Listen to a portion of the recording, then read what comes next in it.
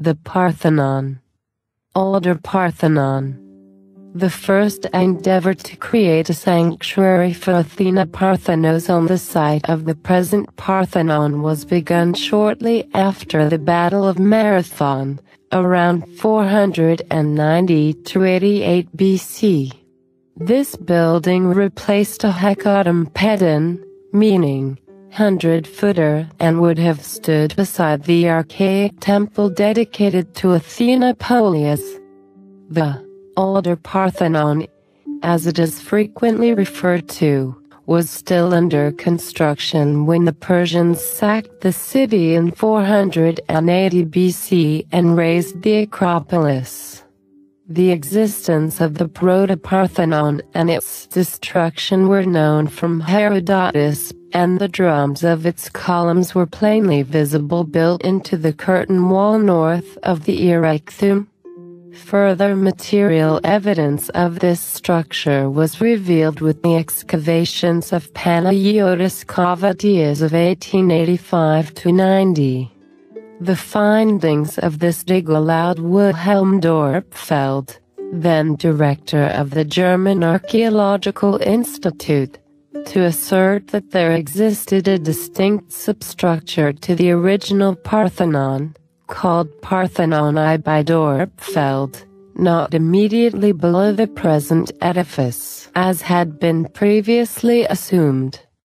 Dorpfeld's observation was that the 3 steps of the first Parthenon consisted of 2 steps of porous limestone, the same as the foundations, and a top step of Kara limestone that was covered by the lowest step of the Periclean Parthenon. This platform was smaller and slightly to the north of the final Parthenon, indicating that it was built for a wholly different building, now wholly covered over. This picture was somewhat complicated by the publication of the final report on the 1885–90 excavations, indicating that the substructure was contemporary with the Kermonian walls, and implying a later date for the first temple. If the original Parthenon was indeed destroyed in 480 BC, it invites the question of why the site was left a ruin for 33 years.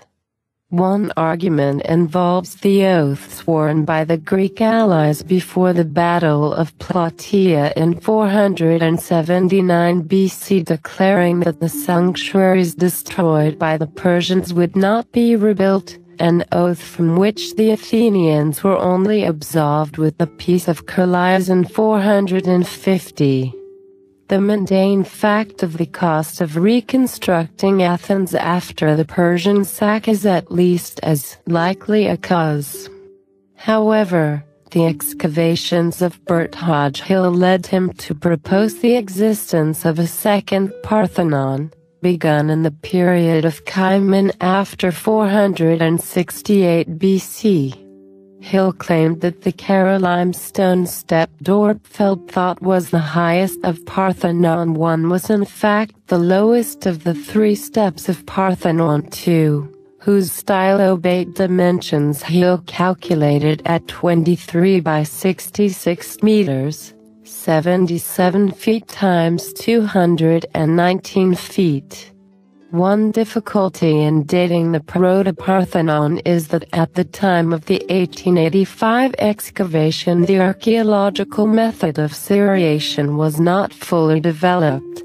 The careless digging and refilling of the site led to a loss of much valuable information. An attempt to make sense of the potsherds found on the Acropolis came with the 2-volume study by Griefenland Lotz published in 1925–33. This inspired American archaeologist William Bell Deansmore to attempt to supply limiting dates for the temple platform in the 5 walls hidden under the terracing of the Acropolis. Deansmore concluded that the latest possible date for Parthenon I was no earlier 495 BC, contradicting the early date given by Dorpfeld.